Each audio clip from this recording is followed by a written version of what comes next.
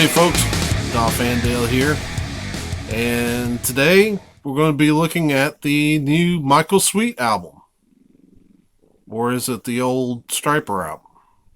It can get a little confusing, but we're having a good day today.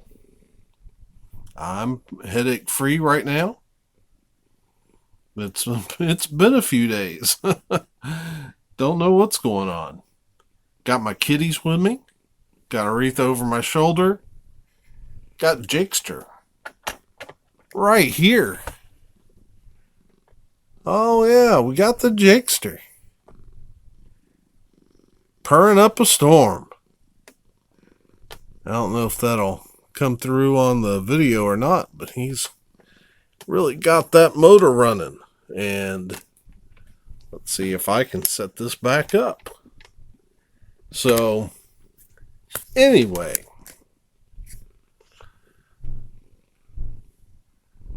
we're doing good, and we're going to get into looking at this album. So we all know a lot about Striper. They took a break from, well, I guess they put out Against the Law in 1990, and almost exactly 15 years later, I think there was maybe a week short, they came out with Reborn, which was their comeback. And they had not been together for a long time. I guess they, if I remember the story right, the band was in talks to get back together. Michael Sweet had material written for a solo album, and instead they turned it around and put out Striper Reborn. And it got mixed reception. I think a lot of folks were just glad to have Striper back. I liked the album, and though I'll admit it did feel a little out of sorts with their old sound, but you know, that's okay. You don't expect bands to always put out the same album over and over again. But there were people that said it just didn't have the traditional Striper sound. So we've lived with this album for what? Let's see, that was 2005. It's now almost double. Well, it's a little over double that time. We're 2021. We're 16 years later. And we're getting the new Michael Sweet album, which is basically that album redone. And we have Michael Sweet, Reborn Again. And it's now the Michael Sweet solo album that it was intended to be. It's been a while since I've listened to Reborn. So I can't be real sure exactly how much is different. The song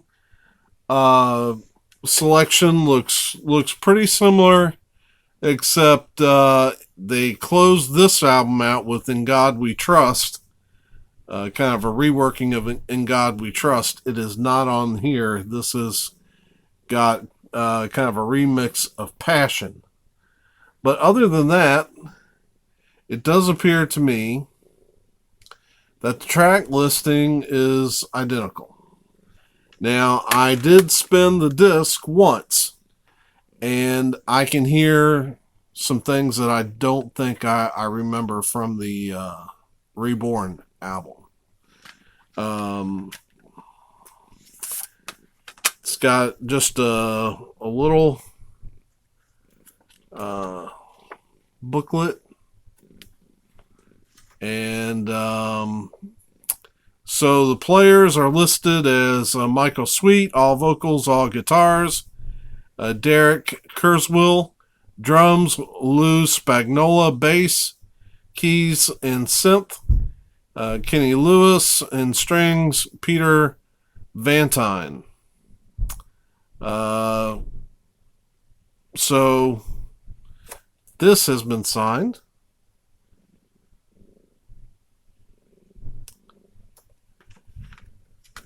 I bought a package where they signed vinyl and signed CD.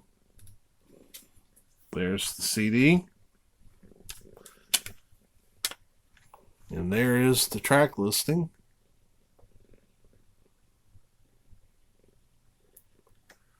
I didn't like that cover, but if we really want to look at the cover, why am I showing that when I should be showing this?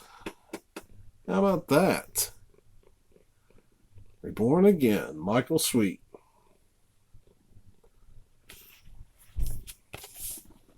There is the track listing.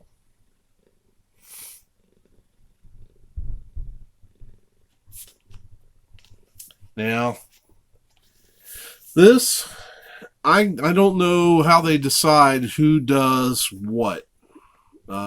Striper has their people that do their thing. Rat Pack usually does Michael Sweet's projects, but Porteth Merch, who does Striper, has done some, and this is one of them. They made a mistake with mine. And I'm not busting on Port Merch. Anybody can make a mistake. And I have not had, this came in today, so I have not had time to talk to them about it, but this should have been my first clue something was off. I didn't notice it until I popped the shrink off, but I thought, wait a minute, this is supposed to be signed somewhere. And I realized it's not signed anywhere. But it may be a good mistake, because according to my